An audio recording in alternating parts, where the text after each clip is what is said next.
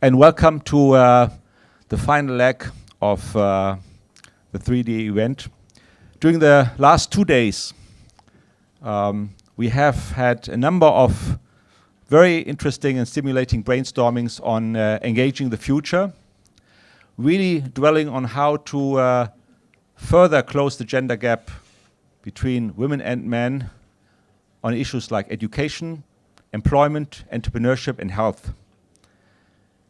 And for those of you who have been able to participate in those discussions and brainstormings, you may know that the Boston Consulting Group has done, based on largely on data from the OECD, looked at the last 10 years, and we've seen remarkable progress in areas like education, to some extent also in employment, entrepreneurship, and health.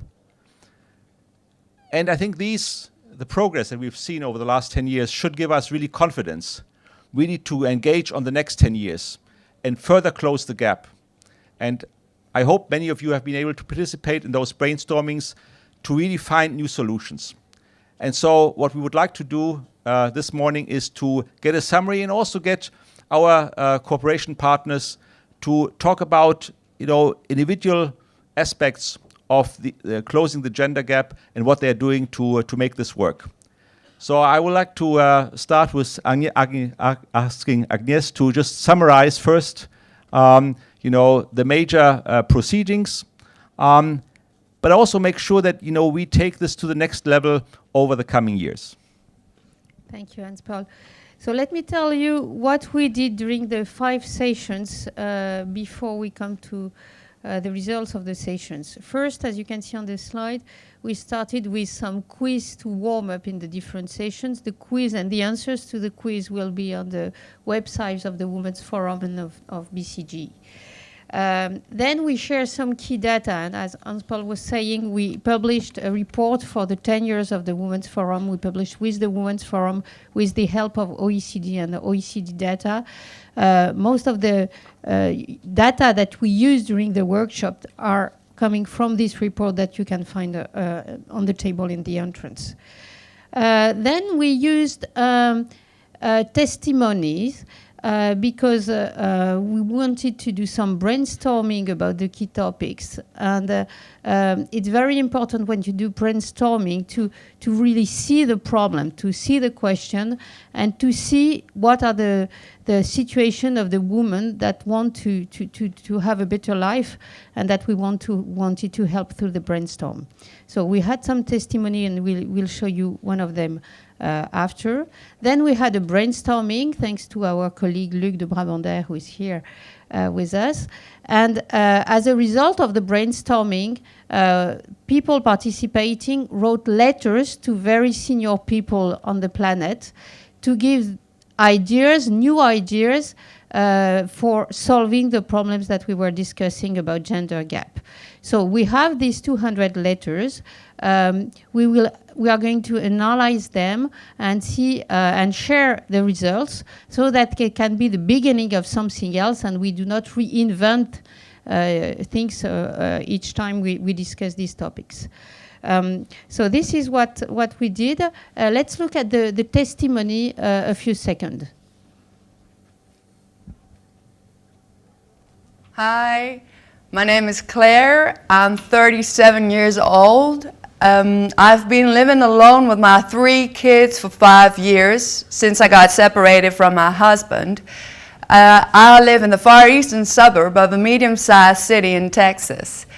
I work 75% of my time in a local hospital as a nurse practitioner. This is not a choice. Clearly, I would have loved to work full-time, but the folks at the hospital just said, you take it or you leave it. So I took it because, job offers are quite rare at the moment, and I couldn't afford having no job. My days, my weeks pretty much look like very fragmented, and I spend 15 hours a week in the train. Yeah, the train is the place where I spend most of my time, most of my energy, and where I spend lots of money. Good news is, last year, I got a place in a public nursery for my 3rd kid, 20 hours a week, which is great, but still I need to find an alternative way to having cat the rest of the week. So I got a chance to have very good support from my neighbors and from my family, but you know, my parents are kind of getting old, so they won't be able to help me forever, but you know, we'll see when it comes. For the moment, I'm pretty much preoccupied with my boiler. The boiler broke down, and I definitely need to get it repaired before the winter comes. I get some public allowances from the state in addition to my salary, but clearly when I got some unexpected expenditures, such as a boiler breakdown, well, I just remember myself that I'm not far away from precarity. I know the 20th century did some great stuff for women, like political rights, great progress in health policies and everything, but you know, my life still is like struggling for life. And I wish that in this 21st century, people like you could come up with some great solutions for women like me. You have any ideas?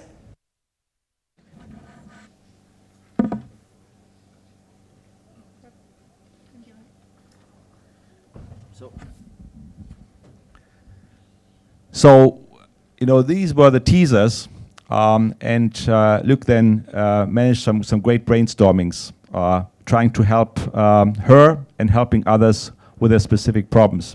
And as Agnes has said, you know, we have been collecting a lot of ideas and hope to push them forward. And now I would like to ask our various supporters in these efforts to just focus on what they are specifically trying to achieve and how they want to make this work and what they're doing at the moment. So let me start with Monica Kaiser from OECD. Thank you. As Agnes mentioned, the OECD has been very engaged in collecting data and analyzing policies in education, employment, and entrepreneurship to improve gender equality. And the big challenges that we've identified are connected to the big successes, actually. In education, for example, this is really the most advanced area where women are now performing better and getting more tertiary qualifications than men. And I think this is really something you just have to imagine.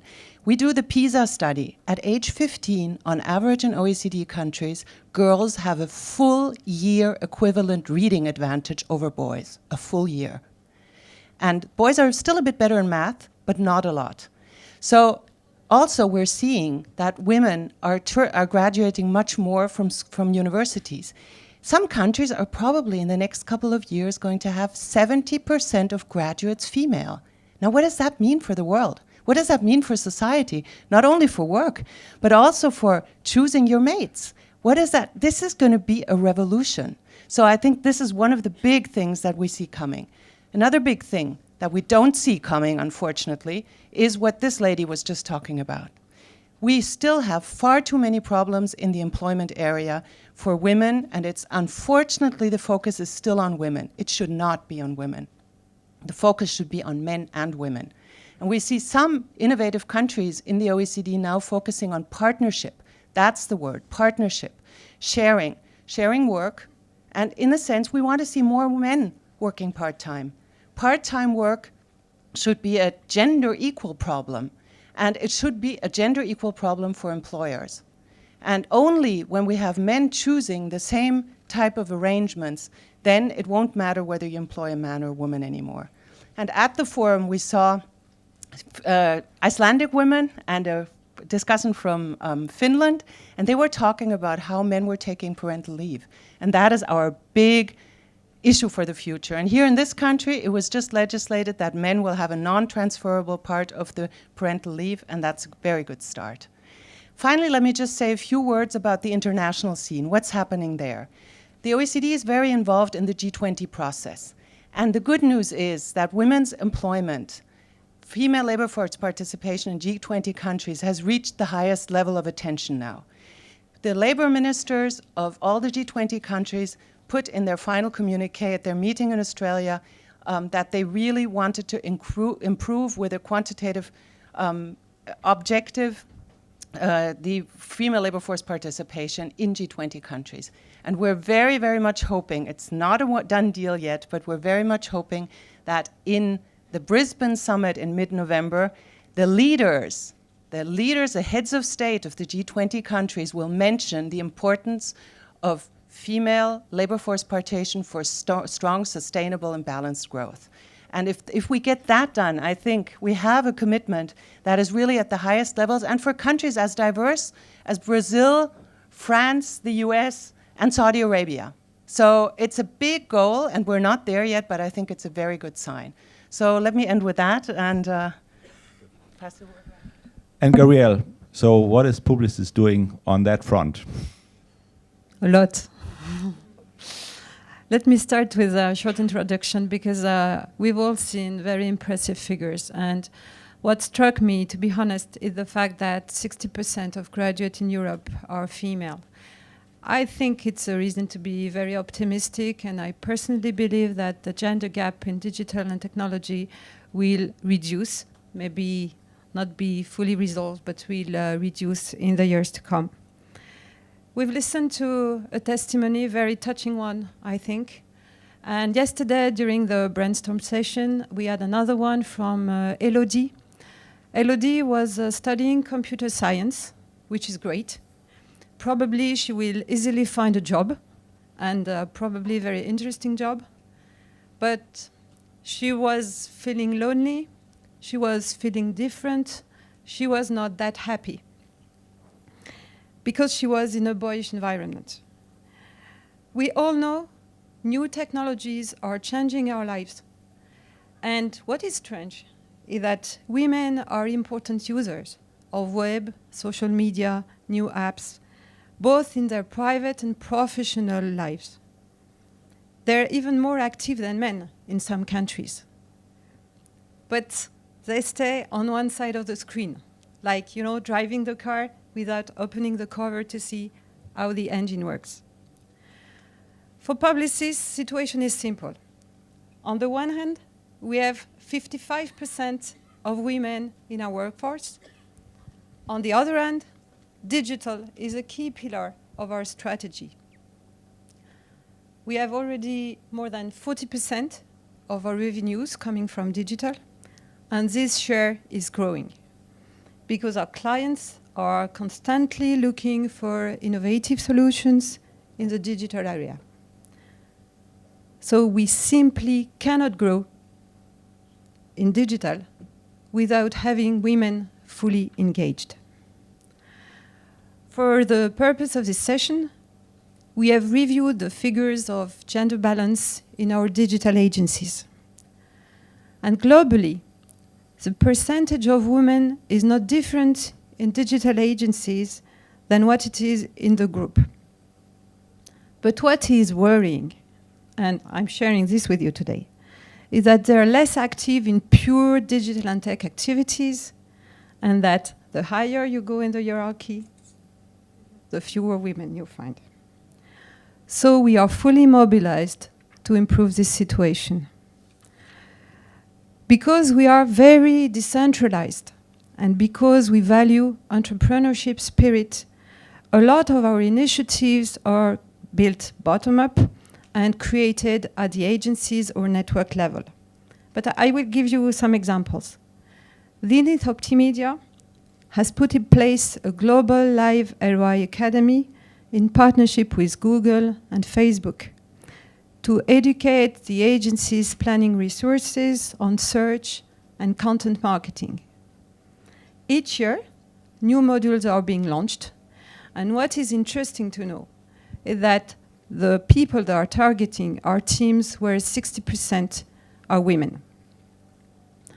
We have also included digital generalist knowledge in the training programs we have for our senior leaders. In some of our US agencies, we have launched mentoring with mid or senior level women in the digital practices, helping young women who are studying or starting their career. And in France, one of our agencies, Digitas LBI, has built a cooperation program with Epitech to help girls get access to digital. Now, yesterday, great ideas were shared, By the way, some woman, I don't know if she's in the room, said that she was writing to me, and I didn't receive the letter, so I hope I will get my letter to see what were the ideas on the letter. I think that all the ideas around networking were great, not that difficult to implement, so good idea. All what turns around role models, mentors, this is great, because if you think about Elodie, it's inspiring and it's reassuring. Communication campaigns, obviously, this is a great thing to do. We should do more. And personally, what I would suggest is that all of our children learn how to code. Thank you very much, Gabrielle. And Gabrielle now has to catch a train. That's why Apologies she's for that. going to leave the stage immediately. Let me turn over to Seraina Mark from AIG. Thank you. Good morning, everyone. It's a pleasure to be here with you today. We talked about entrepreneurship and female entrepreneurship specifically. We actually heard Christine Lagarde say yesterday there's 200 million jobs that they're looking to create, 200 million people that they're looking to create a job for. And so job creation is a real big issue that the world is facing. If you look at Africa, 120 million new jobs need to be created by 2020. In India, a similar amount of jobs need to be created by 2020. And entrepreneurship really is a vital engine to help create new jobs. Now, female entrepreneurship, I think, is even more important. It obviously helps promote economic growth, but it also really empowers female and gives them choices. And I think that is critically important. Now, at our session yesterday, we reviewed some of the statistics where we are today. And the statistics are actually very, very hard to put together in terms of entrepreneurship, because how do you define entrepreneurship? But I think the overall statements in the statistics that we looked at really hold true. One of them was, the women are underrepresented, and that actually holds true across the board. It holds true across the whole economy. Women are underrepresented. And the second statistic that we reviewed was, women lack confidence. Again, that holds true, and I'm sure it resonates with many of you out there as well as it does, with me up here. Women often lack confidence to actually take that step and take the risk of being entrepreneurial or take on a bigger job in corporate world. We also, what really actually brought it home for me, to be honest with you, was the testimonial that we looked at. We had a woman talk to us about what were the issues that she faced in terms of building her own business. And what it really came down to, if you want to put it into one issue, it really social pressure, social norms. She talked about how it was very difficult for her to find funding until she had actually a male partner that she could take, go to the bank with, and then the bank would give her money. So this has all to do with social norms, social pressures, cultural. The other thing she shared, and her girlfriends were giving her a hard time. So it's us women who are not supporting other women. Her girlfriends were giving her a hard time about taking that risk and being entrepreneurial. So that really brought it home. It's the picture that Luca talked about, and that really brings it home for you. So we then had a really lively brainstorming session and came up with some very good ideas. They centered around, the typical topics that you would expect. So one was education, and I think the key notion was that we have to actually start early, start with children, 7, 8 years old. I thought that was a fantastic takeaway. The other takeaway was awareness, right? Just talking about it, increasing awareness is obviously important. Financial, so the financial inclusion is a really important element, and then, around networking and role models. So these are all well-known things. Now, why is it important to us in AIG? So AIG is an insurance company. A lot of people think of insurance as something boring and it's risk and so on. But we think insurance is very exciting. We think about insurance of creating opportunity. And so entrepreneurship is all about opportunity, and we have a very entrepreneurial culture in our organization. We have a lot of employee resource group around the world, and just one example that I want to draw on, which is a really, really beautiful example, is in South Africa. we had a team go into the one of the most underprivileged areas, and they worked with women and trained them and educated them to build their own business, build a bakery. And now these women have their own business, and they can also help train other women. So you start, success builds on success, and so you create more role models and start building, more female entrepreneurs. So my last comment would be really, it's a call to action, because we actually can all make a difference.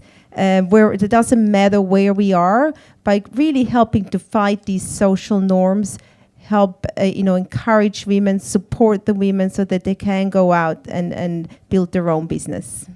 Thank you, Sarina. And now Amita Chaudhuri from Unilever. Thank you very much. And I heard that if I go over time, you're going to push me. Gently. Good morning, everyone. Really great to be here too. So I'm going to keep to my 5 minutes. And, the topic that we engaged in was empowering women as agents of development through entrepreneurship in developing economies. And why is that important for Unilever? I'm just going to talk about why is it important for us. So we believe that businesses must be addressing solutions to the complex problems that the world faces today, and which we are discussing as a part of our Women's Forum. So whether it's food security, or whether it's income inequality, or whether it's closing the gender gap. And for Unilever, sustainability is at the heart of our purpose. We've actually created a Unilever Sustainable Living Plan, which clearly articulates the goal and the actions that we're going to take to promote equitable and sustainable growth. We've said that our ambition is to double the size of our turnover, but reducing environmental impact and making a positive social impact.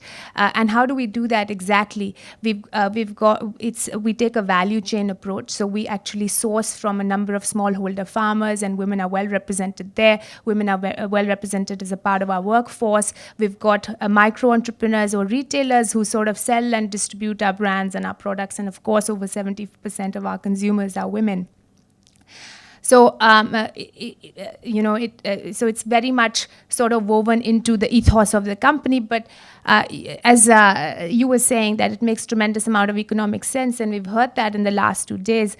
Yesterday, Agnes presented the statistic around the participation of women in developing economies, and 55% of women are not there in the labor force. There's only 45% represented. And we also heard Christine Lagarde. There was a Twitter post which said rock star Christine, and absolutely rock star, that she said that if we were to actually really close the gender gap, then we would be able to increase the incomes per capita between 9% and 23%, and that it would have a disproportionate positive impact on the economic growth of the developing economies. For Unilever, we are present in 190 countries. We've got over 55% of our turnover which comes from developing economies. Over 70% of our growth in the future is going to come from there. So it makes absolute sense for this to be to encourage women's entrepreneurship as an engine for growth. Now, yesterday's discussion that we had, which Luke and Agnes sort of conducted, was absolutely brilliant, because it helps us move forward with the creative ideas that we got from all of you. And there were some great ideas on how to sort of encourage women's entrepreneurship. And what the situation was that there's a young woman in Thailand, and she wants to open an electronics shop. And she, of course, faces many different barriers. And I call them the four Fs. There's fear, and there's friends, which is the network, there's the funding, and then there's family considerations, which is, the societal cultural norms, and how do you encourage her to actually make progress. And one of the ideas that came through was franchise. So she could actually create a repair shop and a white goods shop, and she could franchise it all over. And this brings me to a parallel that we have in Unilever. In fact, you said earlier that why don't you talk about and give examples of the progress that we're making. And I'd like to actually draw a parallel between the concept of franchise and what we're doing in Unilever. We've got a program, so in India, this is an example from, in India, there are 600,000 villages, yeah? And how do you sort of create a rural distribution infrastructure to actually reach those villages? We could have gone the traditional way, but we didn't. What we did was we launched a program called Project Shakti, which means Project Power. And we engaged women micro entrepreneurs to go and sell the Unilever products and brands door to door to the consumers. Okay, we started with 17 women in one state, and now we have 65,000 micro entrepreneurs covering 165,000 villages, serving 4 million households.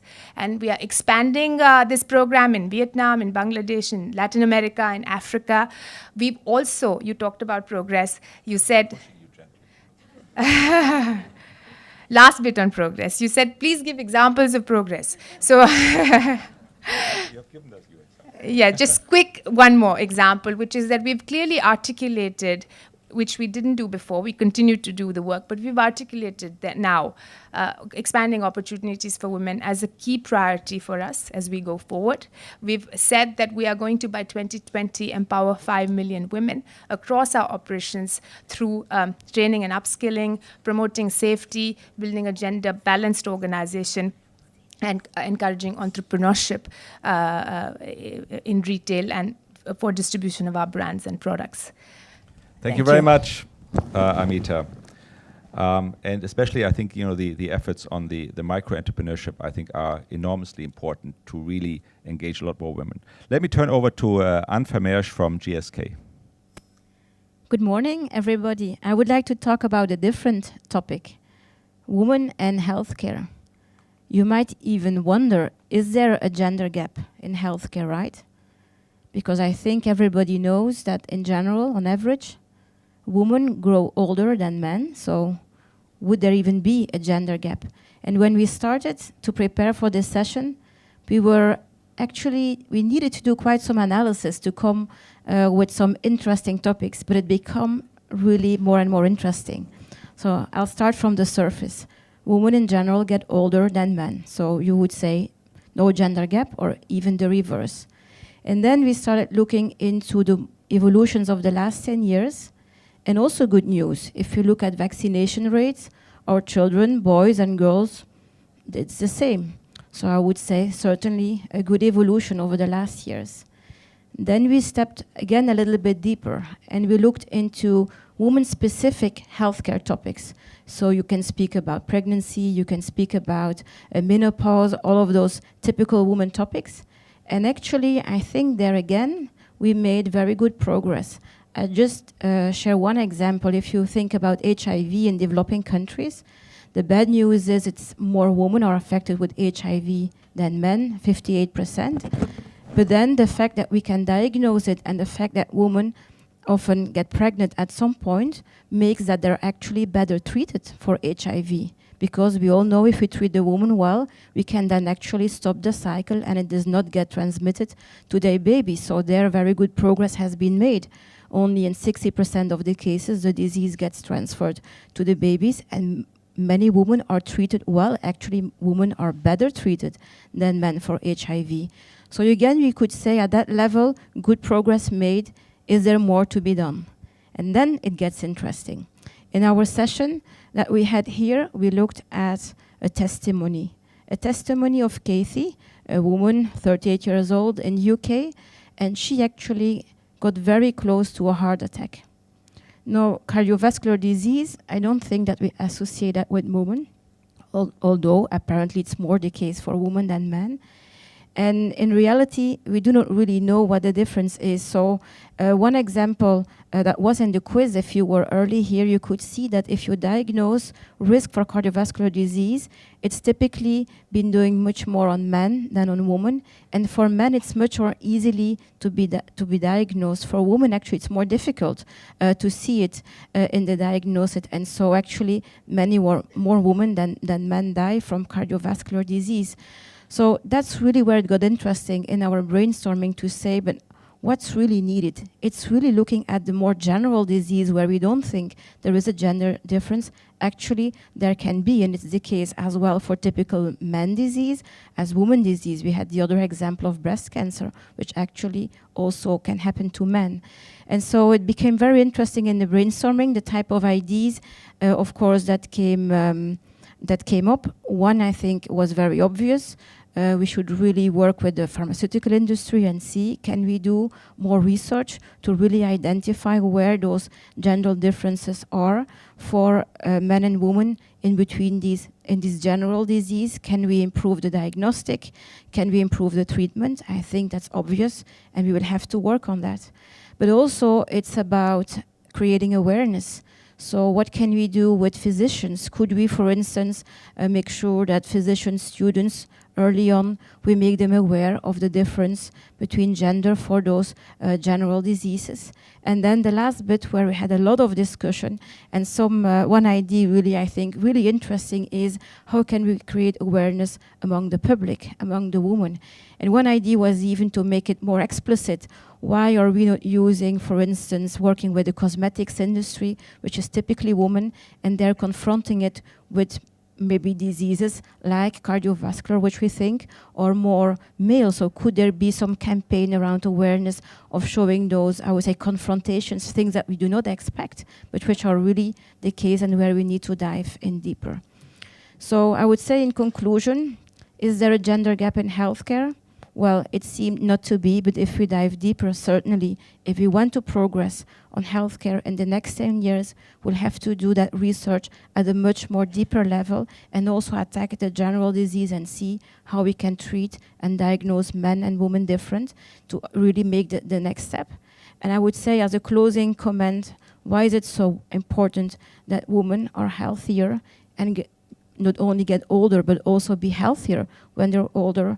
I think it's because in many research we see that if we have healthier women, we have healthier families, healthier communities. So I think certainly worthwhile the further research. Thank you. Thanks very much, Anne. And now, last but not least, the only male on this panel, Neil Barrett from Sodexo. Thank you, Hans. So we had the last session, which was improving the economic power of women in developed countries.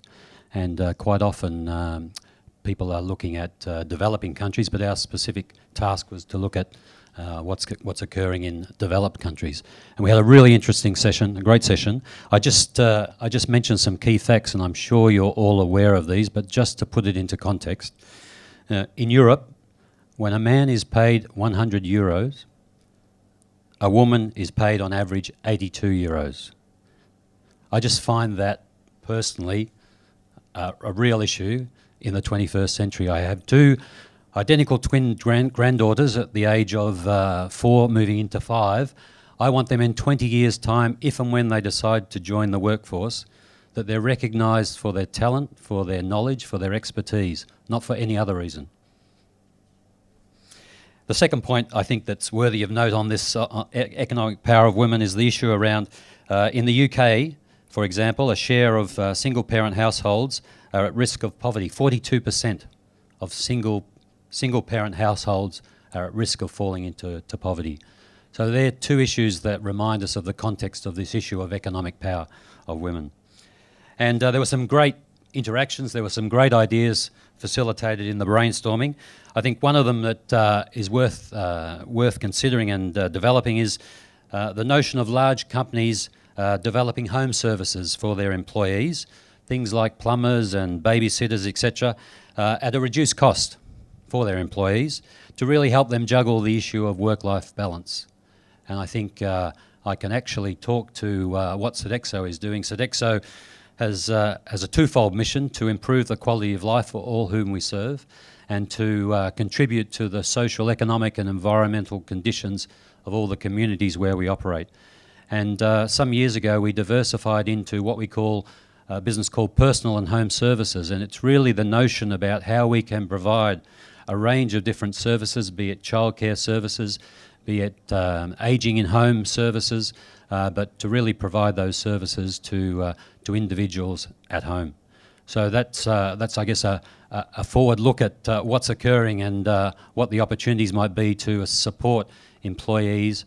And I note the issues that were raised in our brainstorming apply not just to women, but they actually apply to people generally, which is to your point also, Monica. And what else is Sodexo doing? You know, the economic power of women and giving them the economic power is really about, from our perspective, a range of different actions within our business and externally. And you know, the purpose of a private organisation is to employ people either directly or indirectly.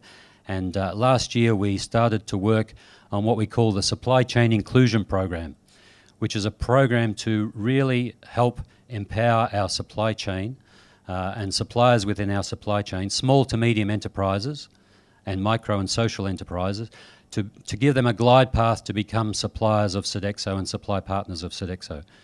Because we know that some of the most agile, some of the most innovative companies are small businesses.